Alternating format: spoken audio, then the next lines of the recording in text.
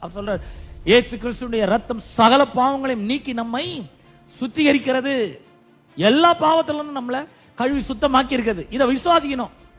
ஆனா நிறைய பேர் என்ன பண்றாங்க, இந்த ஜீவன் அவர்களுக்குள்ள வேலை செய்யல. ஏன் அப்படின்னு சொன்னா, இன்னும் நான் பாவியா இருக்காங்க, நான் ஒரு பாவி, பிரதான பாவி, பெரிய பாவி, ரட்சிக்கப்பட்ட பாவி, எல்லா விதத்திலும் பாவின்னு சொல்லுவாங்க.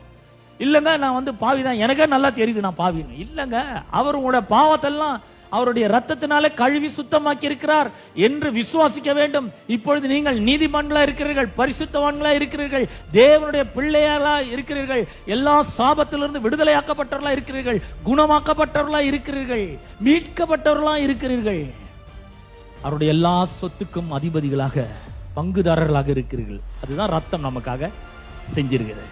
இதை விசுவாசிக்கணும்.